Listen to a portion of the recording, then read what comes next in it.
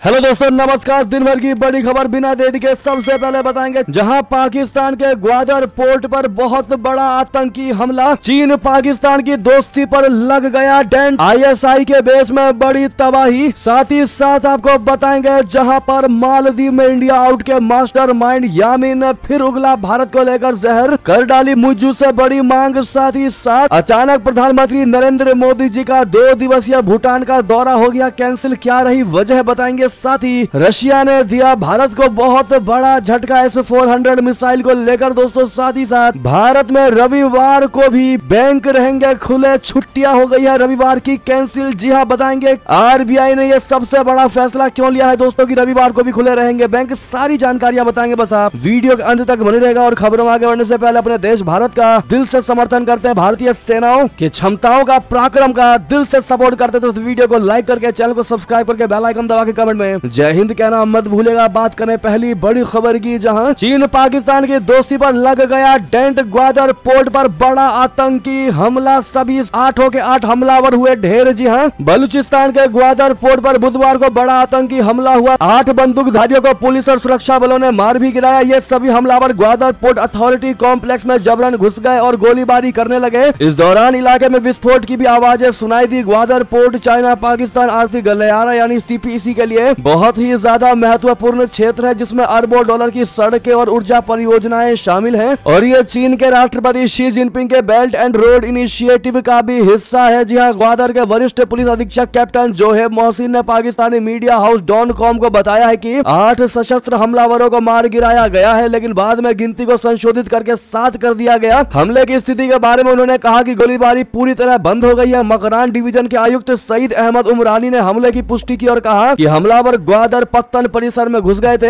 Balochistan liberation army की मजीद brigade ने हमले की जिम्मेदारी ली है। जी हां, बता दें ग्वादर पोर्ट को बनाने में चीन के इंजीनियर लगे हुए हैं। पाकिस्तान का यह तीसरा सबसे बड़ा बंदरगाह होगा। सुरक्षा अधिकारियों ने GPA कॉम्प्लेक्स के आसपास के क्षेत्र को घेर लिया है। परिसर और उसमें मौजूद लोगों की सुरक्षा के लिए वो काम कर रहे हैं। ये जगह शहर के केंद्र में है। यहाँ कई बड़े अधिकारियों का आवास भी है। GPA बैंक शाखाओं, कार्गो भंडारण शेड, समुद्री मरम्मत कार्यशालाओं जैसे वाणिज्यिक संरचनाओं के विकास में सहायक है। इसका उद्देश्य निवेशकों को सुविधा प्रदान करना और पाकिस्तान का खजाना भरना है। जी हां दोस्तों, आपको बता दें पाकिस्तान में पहले भी कितने चीनी नागरिक मारे जा चुके हैं, जिसके बाद लगातार चाइना ने पाकिस्तान को अल्टीमेटम भी दिया है। हर बार धमकी दी है कि अगली बार चीनी नागरिकों पर हमला नहीं होना चाहिए। लेकिन जिस प्रकार से इस ग्वादर पोर्ट में यह आतंकी हमला हुआ है दोस्तों, BLA का हमला हुआ है, ये कहीं ना कहीं चाइना को फिर एक बार गुस्सा जरूर दिलाएगा दोस्तों। और उसका पाकिस्तान पर रिएक्शन आना तो निश्चित ही होगा, क्योंकि वहां पर चीन के लोग काम कर रहे हैं और चाइना ये बर्दाश्त नहीं करेगा कि पाकिस्तान उनको सुरक्षा मुहैया नहीं करवा पाया और ये हमला हो ही गया। आपको बता दें इसी बीच अफगानिस्तान पर एयर स्ट्राइक के बाद प्रधानमंत्री शहबाज शरीफ ने बहुत बड़ी चेतावनी दी। कहा यह हरकत बिल्कुल बर्दाश्त नहीं करूंगा। जी हां, पाकिस्तान में आतंकवादी हमलों में वृद्धि के बीच प्रधानमंत्री शहबाज शरीफ ने बुधवार को कहा कि उनकी सरकार सीमा पार आतंकवाद के किसी भी कृत्य को बर्दाश्त नहीं करेगी और उनका देश अपने सभी पड़ोसियों के साथ शांति से रहना चाहता है। प्रधानमंत्री शरीफ ने नई सरकार के सत्ता में आने के बाद से आतंकवाद से निपटने के उद्देश्य से गठित एक शीर्ष समिति की पहली बैठक को संबोधित करते हुए कहा है कि पाकिस्तान सीमा पार आतंकवाद के किसी भी कृत्य को सहन नहीं करेगा। अब ऐसे में एक तरीके से पाकिस्तान आतंकवादियों को जितना पालता पोषता था दोस्तों, आज वही आतंकवादी इसके लिए नासूर बन चुके हैं। जी हाँ, एक तरफ से अफगानिस्तान के तालिबानी के रूप में छिपे TTP आतंकी पाकिस्तान को दहला रहे, तो दूसरी तरफ से BLA अपनी मांग को लेकर पाकिस्तान पर लगातार हमले कर रहे हैं। ऐसे में वाकई में किस्मत का मारा नजर आ रहा है पाकिस्तान। किस्मत भी ना कहे तो वो अपने ही किए की सजा भुगत रहा है। आप क्या कहेंगे दोस्तों, अपनी राय अवश्य दीजिएगा। नेक्स्ट खबर आपको बता दें, मालदीव में इंडिया आउट के मास्टरमाइंड यामीन ने फिर उगला जहर, भारत को लेकर मुझू से अब कर डाली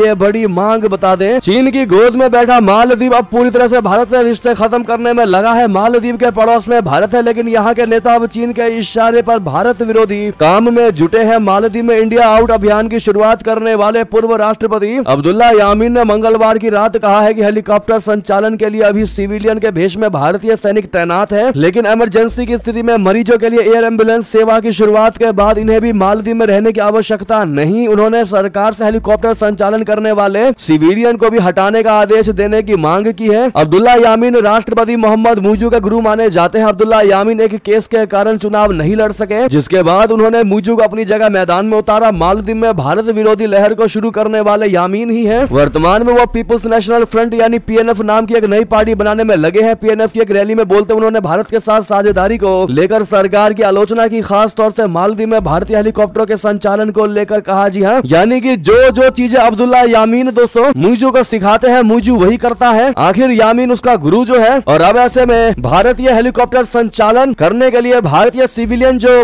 मालदीव में मौजूद है उनको भी हटाने की अब ये बात कह रहा है यामीन। बहरहाल आप लोग क्या जवाब देंगे दोस्तों, अवश्य बताइएगा। साथ ही साथ वीडियो को लाइक करते चलिएगा। अगली खबर बता दें, प्रधानमंत्री नरेंद्र मोदी का 2 दिवसीय भूटान दौरा हुआ कैंसिल। भारतीय विदेश मंत्रालय ने बताई इसकी असली वजह। आपको बता दें, प्रधानमंत्री नरेंद्र मोदी का 2 दिवसीय भूटान का दौरा रद्द हो गया है। विदेश मंत्रालय ने मामले में जानकारी देते हुए कहा है कि प्रधानमंत्री की राजकीय यात्रा खराब मौसम के कारण स्थगित कर दी गई है और प्रधानमंत्री मोदी के भूटान जाने की नई तारीख पर दोनों देशों के बीच विचार किया जा रहा है। पीएम मोदी 21 से 22 मार्च को भूटान जाने वाले थे। विदेश मंत्रालय ने प्रधानमंत्री मोदी जी की निर्धारित यात्रा से एक दिन पहले बयान में कहा कि पारो हवाई अड्डे पर खराब मौसमी स्थिति के कारण 21 से 22 मार्च 2024 को प्रधानमंत्री की भूटान की राजकीय यात्रा स्थगित करने का पारस्परिक निर्णय लिया गया है। अगली खबर बता दें, आईएसआईएस इंडिया का चीफ हैरिस फारूकी असम में हुआ गिरफ्तार। बांग्लादेश से सीमा पार कर भारत में की थी इसने एंट्री। जी हां, ISIS India chief Haris Farooqui को गिरफ्तार कर लिया गया है। फारूकी और उसके एक सहायक को असम के धुबरी में पकड़ा गया। जानकारी के मुताबिक वो बांग्लादेश से सीमा पार कर भारत आया था। जी हां, दोनों से पूछताछ करने के लिए उन्हें एसटीएफ गुवाहाटी दफ्तर लेकर जाया गया है। मिली जानकारी के मुताबिक हारिस फारूकी उर्फ हरीश अजमल फारूकी उत्तराखंड के देहरादून स्थित चकराता इलाके का निवासी है। ये भारत में इस्लामिक स्टेट का प्रमुख है। जी हाँ, नेक्स्ट खबर बता दें, रशिया ने भारत को दिया बहुत बड़ा झटका। अब साल 2026 में आएंगे आखिरी 2 S-400 मिसाइल। जी हाँ दोस्तों, भारत ने रशिया से S-400 डिफेंस सिस्टम खरीदा था, लेकिन यूक्रेन के साथ युद्ध के कारण इसकी डिलीवरी में लगातार देरी हो रही है। अब रशिया ने भारत को बताया है कि वो अगस्त 2026 तक S-400 मिसाइल डिफेंस सिस्टम के शेष यानी बचे हुए 2 स्क्वाड्रन की आपूर्ति करने में सक्षम होगा। रशिया और भारत ने S-400 वायु रक्षा प्रणाली के 5 स्क्वाड्रन खरीदने के लिए समझौते पर हस्ताक्षर किए थे, जिनमें से 3 की आपूर्ति पहले की जा चुकी है, जबकि शेष 2 की डिलीवरी रशिया यूक्रेन युद्ध के मद्देनजर नहीं की जा सकी। इनकी डिलीवरी अभी भी जारी है। अगली खबर बता दें, भारत के सीडीएस अनिल चौहान ने चीन को लेकर आखिर ऐसा क्या कह दिया कि ड्रैगन को लगी है तगड़ी वाली मिर्ची। जी हाँ, ग्लोबल टाइम्स ने क्या लिखा आपको बता दें, भारत के चीफ ऑफ डिफेंस स्टाफ यानी सीडीएस अनिल चौहान जी के बयान पर चीन भड़क गया है। सीडीएस ने कहा कि अस्थिर भारत चीन सीमाएं सबसे बड़ी चुनौती है। सीडीएस चौहान ने चीन के उदय को भी विकट समस्या बताया है। उन्होंने कहा कि निकट भविष्य में भारत और भारतीय सशस्त्र सुरक्षा बलों को चीन का सामना करना पड़ेगा। सीडीएस के इन्हीं बयानों से चीन चिढ़ गया है और ग्लोबल टाइम्स के जरिए भारत पर निशाना साधा है। ग्लोबल टाइम्स ने एक एक्स हैंडल पर लिखा कि भारत और चीन भागीदार हो सकते हैं और होना भी चाहिए। दोनों देशों को प्रतिद्वंदी बनने से बचना चाहिए और निश्चित रूप से दुश्मन नहीं बनना चाहिए। ग्लोबल टाइम्स ने लिखा कि चीन के उत्थान के प्रति भारत को काफी संदेह है और चाइना को विकट चुनौती के रूप में देखने का कोई मतलब नहीं है। इसका भारत की सफलता से कोई संबंध नहीं है। चीन के मुखपत्र ने लिखा कि भारत को चीन की तथा कथित चुनौतियों से डरने की आवश्यकता नहीं। जी हाँ, तो वाकई में दोस्तों भारत के सीडीएस अनिल चौहान जी के बयान से ऐसा लग रहा है कि चीन को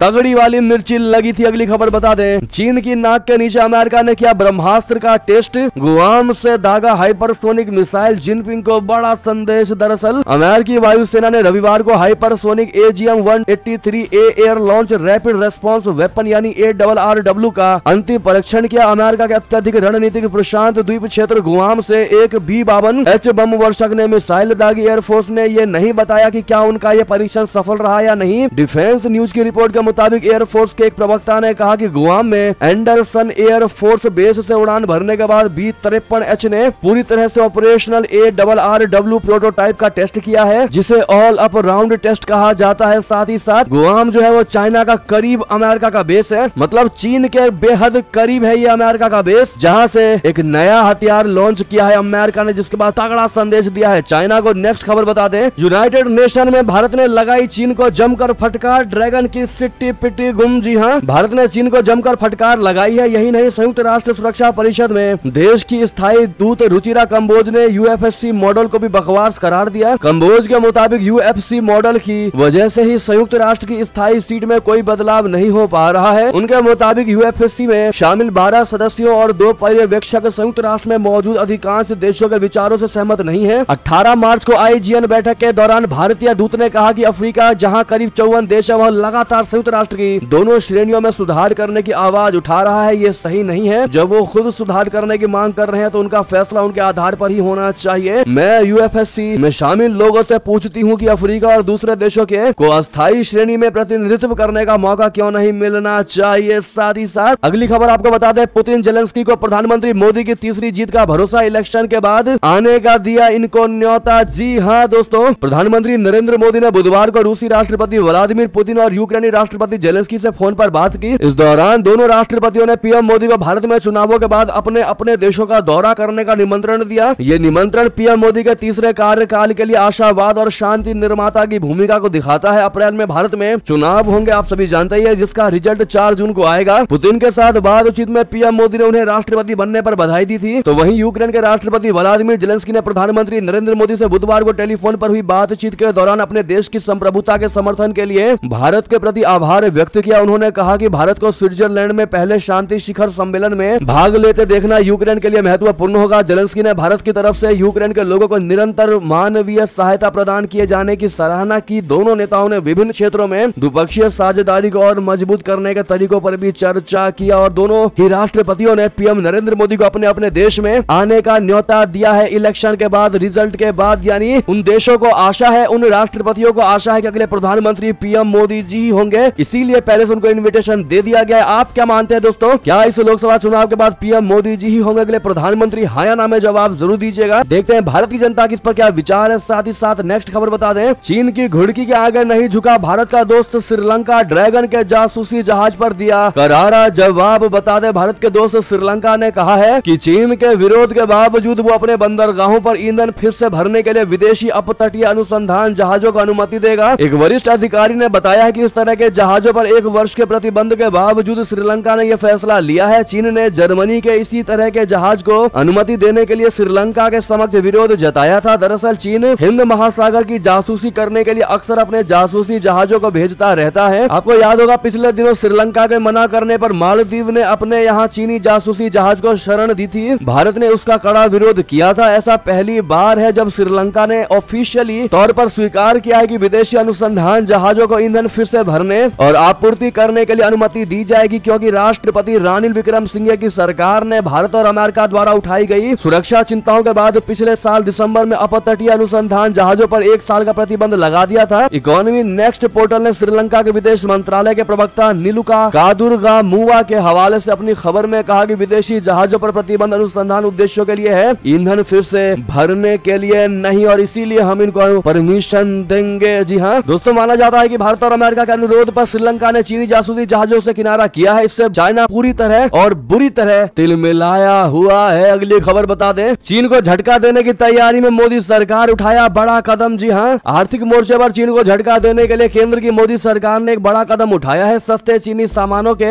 आयात पर अंकुश लगाने के लिए सरकार टेक्निकल, प्रोटेक्टिव और बिल्ड एंड टेक्सटाइल जैसे कपड़ा उत्पादों के लिए क्वालिटी कंट्रोल सिस्टम लाने की तैयारी में है। इस सिस्टम का नाम क्वालिटी कंट्रोल ऑर्डर्स है। रिपोर्ट के मुताबिक सरकार ने QCO के तहत 2000 से अधिक उत्पादों को शामिल करने का लक्ष्य रखा है। फिलहाल बेडशीट, तकिया कवर, जूता कवर, नैपकिन, बेबी डायपर, बाड़ लगाने के जाल और कीट जाल जैसे उत्पादों को QCOS के दायरे में लाया गया है। जी हाँ दोस्तों, अगली खबर आपको बता दें, चीन भारत में कौन ज्यादा ताकतवर, आ गई सैन्य ताकत पर रिपोर्ट। दरअसल ग्लोबल फायर पावर ने दुनिया के सबसे ताकतवर देशों की लिस्ट जारी की है। इसमें दावा किया गया है कि 60 प्रमुख तथ्यों के आधार पर 145 देशों की तुलना की गई है। इसी आधार पर 145 देशों की सैन्य ताकत को लेकर रिपोर्ट तैयार की गई है। इसके मुताबिक भारत लगातार चौथे स्थान पर सैन्य ताकत के मामले में अभी भी कायम है। वहीं चीन भी मजबूती के साथ तीसरे स्थान पर बना हुआ है। ग्लोबल फायर पावर ने कहा है कि सैन्य शक्ति 2024 की रिपोर्ट तैयार करते समय देशों की भौगोलिक स्थिति, उनकी तकनीक, देश का विस्तार समेत कई महत्वपूर्ण विषयों को ध्यान में रखते हुए रिपोर्ट तैयार किया गया है। जी हाँ, बाकी नंबर्स आप स्क्रीन पर देख पा रहे होंगे, दुनिया के टॉप 10 सैन्य ताकत वाले देश। नेक्स्ट खबर की बात करें, जहां आयरलैंड के भारतीय मूल के प्रधानमंत्री ने इस्तीफे की घोषणा कर दी। पहले घोषित समलैंगिक पीएम रहे हैं लियो वराडकर। बता दें, आयरलैंड के प्रधानमंत्री लियो वराडकर ने कहा है कि उत्तराधिकारी चुन लिए जाने के तुरंत बाद वो देश के नेता के रूप में पद छोड़ देंगे। वराडकर ने बुधवार को घोषणा की है कि वो आयरलैंड की गठबंधन सरकार में शामिल फाइन गेल पार्टी के प्रमुख का पद तुरंत छोड़ रहे हैं। पार्टी नेतृत्व की ओर से नए व्यक्ति का चुनाव किए जाने के बाद उन्हें प्रधानमंत्री की जिम्मेदारी सौंपी जाएगी। उन्होंने कहा है कि उनके पद छोड़ने का कारण व्यक्तिगत व्यक्तिगत और राजनीतिक दोनों है। नेक्स्ट खबर बता दें, चीन में उइगर मुसलमानों की स्थिति बेहद खराब, अपने खोए परिवार के तलाश में है वहाँ के लोग। जी हाँ, मौजूदा समय में उइगर मुसलमानों की सर्वाधिक जनसंख्या चीन में है। 2023 की एक रिपोर्ट के मुताबिक यहाँ करीब 1,20,00,000 लोग निवास करते हैं। हालांकि यह समुदाय वहाँ की सरकार से खुश नहीं है। उइगर मुसलमानों के मुताबिक उनके ऊपर काफी अत्याचार हो रहे हैं। यही वजह है कि कुछ लोगों ने देश छोड़ दूसरे देशों में शरण ले ली है। वहीं एक लंबी आबादी सरकार के कठोर नियमों का सामना कर रही है। यलकून उलूयोल नाम के एक शख्स ने अपनी आप बीती द डिप्लोमेट के साथ साझा की है। उलूयोल का कहना है कि प्रत्येक निर्वासित उइघुर मुसलमान मुश्किल में है। मौजूदा समय में उलूयोल के पिता करीब 16 साल से जेल के सलाखों के पीछे, वहीं उनके चाचा भी आजीवन कारावास की सजा भुगत रहे हैं। साथ ही साथ नेक्स्ट खबर बता दें, आर्थिक तंगी के कारण पीएम समेत पूरी कैबिनेट वेतन नहीं लेगी, इमरान खान का बड़ा दावा, चंद महीनों में गिर जाएगी शहबाज की सरकार। बता दें, पाकिस्तान अपनी सियासत और आर्थिक संकट के कारण लगातार सुर्खियों में बना हुआ है। राष्ट्रपति आसिफ अली जरदारी के बाद अब प्रधानमंत्री शहबाज शरीफ और उनके कैबिनेट मंत्रियों ने देश की खस्ता आर्थिक स्थिति को देखते हुए वेतन न लेने का ऐलान किया है। प्रधानमंत्री कार्यालय से जारी बयान के मुताबिक सरकार ने अनावश्यक खर्चों पर अंकुश लगाने का फैसला लिया है। इस मकसद से सरकार की मितव्ययिता नीतियों के तहत मंत्रिमंडल की बैठक में वेतन और उससे जुड़े तमाम लाभ को छोड़ने का फैसला लिया गया है। गौरतलब है कि आर्थिक संकट की गंभीरता को देखते हुए शहबाज शरीफ का मंत्रिमंडल सरकार की तरफ से वित्त पोषित विदेश यात्राओं को प्रतिबंधित करने का ऐलान भी कर चुकी है। तो वहीं देश की राजनीति से जुड़ी एक अन्य अहम घटना में पाकिस्तान के पूर्व प्रधानमंत्री इमरान खान ने कहा है कि शहबाज शरीफ के नेतृत्व में बनी सरकार अपना कार्यकाल पूरा नहीं कर पाएगी। जेल में बंद पूर्व 71 साल के पाकिस्तानी प्रधानमंत्री इमरान खान ने सरकार के कार्यकाल पर बयान देने के अलावा ये भी कहा कि उनकी कैद की सजा अगले 5-6 महीने में समाप्त भी हो जाएगी। साथ ही साथ बता दें, इमरान खान को तगड़ा झटका यहाँ भी लगा कि कंगाल पाकिस्तान को IMF से मिलने जा रही है खैरात। इमरान की लाख कोशिश पे भी उनको नहीं मिल पाया था IMF से फंड, लेकिन शहबाज को मिलने जा रहा है, जिसके बाद इमरान खान को यह तगड़ा झटका लगा है। अब सबसे बड़ा सवाल यही है कि क्या करेंगे PTI के चीफ। नेक्स्ट खबर बता दें, अमेरिका राष्ट्रपति चुनाव को लेकर बड़ी खबर, बाइडेन और ट्रंप ने प्राइमरी चुनाव जीता, फिर आमने सामने होंगे दोनों के दोनों नेता। बता दें, अमेरिका के राष्ट्रपति जो बाइडेन और उनके प्रतिद्वंदी एवं पूर्व राष्ट्रपति डोनाल्ड ट्रंप ने अपने दलों के प्राइमरी चुनाव जीत लिए हैं, जिससे इन दोनों नेताओं के बीच इस साल नवंबर में होने वाले राष्ट्रपति पद के लिए चुनाव में फिर से मुकाबला होने की संभावना बढ़ गई है। दोनों ही नेता अपने अपने दलों के संभावित उम्मीदवार हैं। 77 वर्षीय ट्रंप और 81 साल के बाइडेन ने मंगलवार को एरिजोना, इलिनोइस, कनसास और ओहायो में जीत हासिल की। ट्रंप ने फ्लोरिडा में भी रिपब्लिकन प्राइमरी में जीत हासिल की, जहां डेमोक्रेट अपने प्राइमरी चुनाव नहीं करा रहे हैं। फ्लोरिडा में ट्रंप ने रिपब्लिकन प्राइमरी में सभी 125 डेलीगेट हासिल किए हैं। ऐसे में फिर एक बार एक दूसरे के आमने सामने होंगे जो बाइडेन और डोनाल्ड ट्रंप। साथ ही साथ अगली खबर बता दें, धूम मचा ले मैं निकला गड्डी लेके जैसे म्यूजिकल हॉर्न पर इस देश में लगा दिया गया बैन। आखिर प्रधानमंत्री ने क्यों उठाया ये कदम, आपको बता दें। क्या डांस करना किसी देश के लिए कभी परेशानी का सबब बन सकता है? ये सवाल हम आपसे इसलिए पूछ रहे हैं क्योंकि प्रधानमंत्री ने इसको लेकर बड़ा ही चौंकाने वाला फैसला लिया है। उन्होंने वाहनों में म्यूजिकल हॉर्न पर बैन लगाने का आदेश दिया है। दरअसल दक्षिण पूर्व एशिया में कंबोडिया नामक एक देश है, जहां यहाँ के प्रधानमंत्री हुन मानेट डांस से इतना ज्यादा परेशान हो चुके हैं कि उन्होंने वाहनों में म्यूजिकल हॉर्न पर बैन लगाने का आदेश दे डाला है। इस हॉर्न की वजह से लोग सड़कों किनारे डांस करने लग जाते थे।